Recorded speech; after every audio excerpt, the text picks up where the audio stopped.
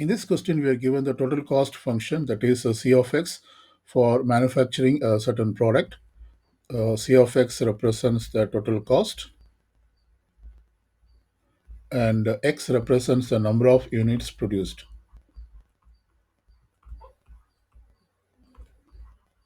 And we have to determine the number of units produced such that the average cost is minimum.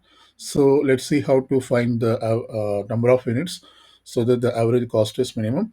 So first, I'm going to rewrite this cost function, that is a total cost function, by distributing this 0.02 into the two terms inside the brackets.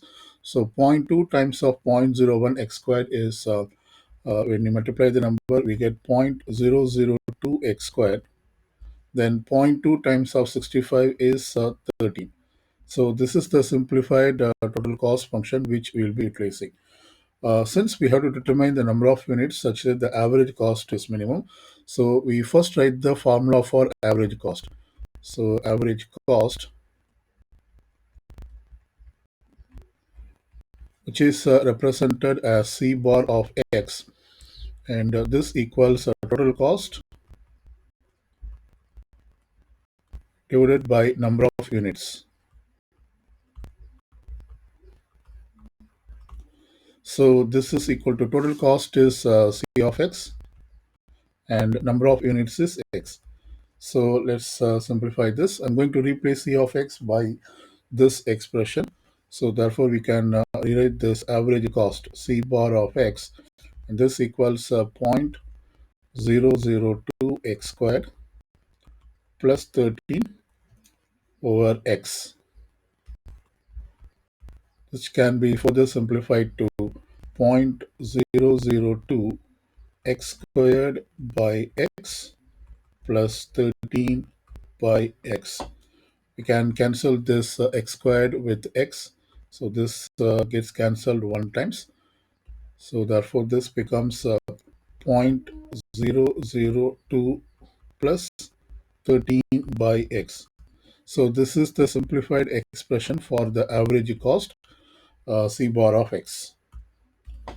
I'm sorry, I just missed an x over here, because when you divide the x squared by x, we will get x over here. So it is not 0.002, it is 0.002x. So you can rewrite this as 0.002x.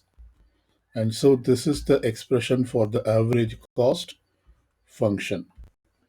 And we have to determine the x such that this average cost is minimum. So we can use the calculus first derivative test.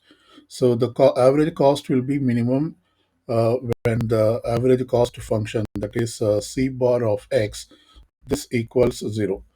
So first we have to find the first derivative of this average cost function, that is C bar of x, and set it up equal to 0. And from that we have to determine the value of x. So let's see how to do this one. I'm finding the first derivative of this average cost function, which I write down as C bar prime of x. And this equals, you have to find the derivative of each of the terms. The derivative of 0.002x is 0.002 times of derivative of x is 1. So I just put this as 0.002 plus the derivative of 13 over x. We can write down this 13 over x as 13 times of 1 over x, and then we have to find the derivative of 1 over x. And this equals 13 times of 1 over x is x raised to the power of minus 1 and the derivative. So we can apply the power rule. So therefore this becomes 13 times of negative 1 x raised to the power of minus 2. And this equals 13 times of negative 1 is negative 13 divided by x raised to the power of positive 2. So the derivative of 13 over x is negative 13 over x squared. And this means we can put negative over here, minus 13 over x squared. So this is the expression for the derivative of the average cost function. This average cost function will be minimum when its derivative equals 0. So let's replace C bar prime of x equals 0. So therefore this becomes 0 equals 0.002 minus of 13 over x squared. Now we have to solve for x from this equation. So I add 13 over x squared to both sides. So that it becomes 13 over x squared equals 0.002. Let's solve for x from this equation. First, I multiply by x squared and divide by 0.002. So therefore, I get the expression for x squared. This equals 13 over 0.002. And this equals, we can plug this into the calculator. When we do that, we get 6,500. So we have the equation x squared equals 6,500.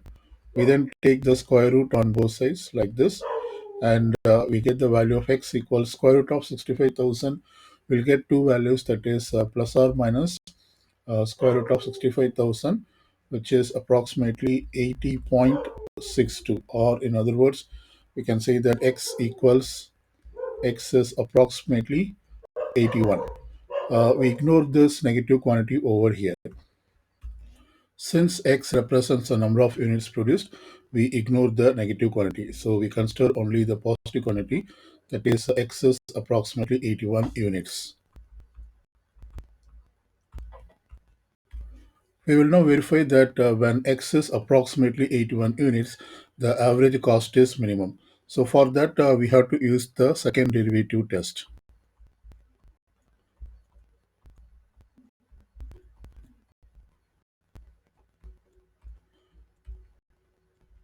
In this test, any function f of x, if its second derivative is greater than 0 at a certain point, that is x1, then that point x1 is said to be the point which gives the minimum value. So let's verify this.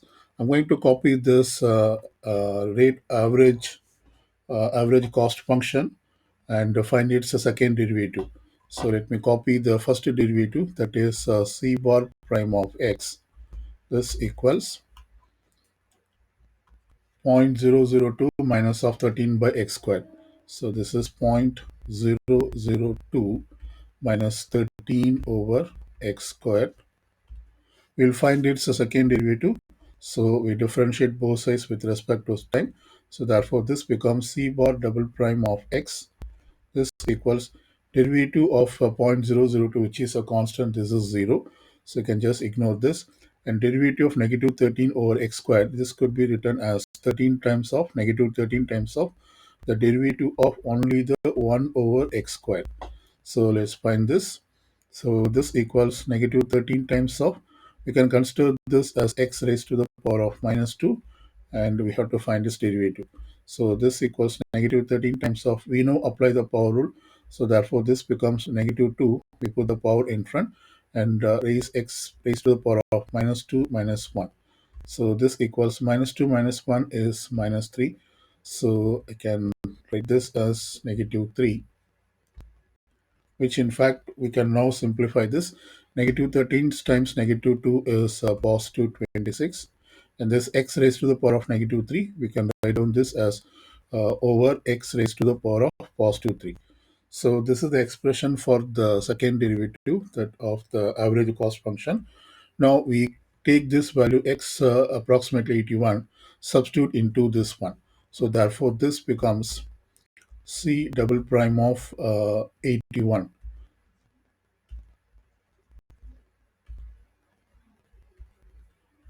This equals 26 divided by 81 cube. And this is going to be a positive quantity because 81 cube is positive. 26 divided by positive number is definitely a positive quantity. We just need to determine only whether it is positive or negative. We will not have to find the exact value. So according to the second derivative test, when the second derivative is greater than 0, it confirms that at the critical number, that is at x approximately 81, the function is minimum, that is the average cost function is minimum. So we can now definitely say that average cost is minimum for the production level, that is when q equals or q approximately equal to 81 units. So this answers this question.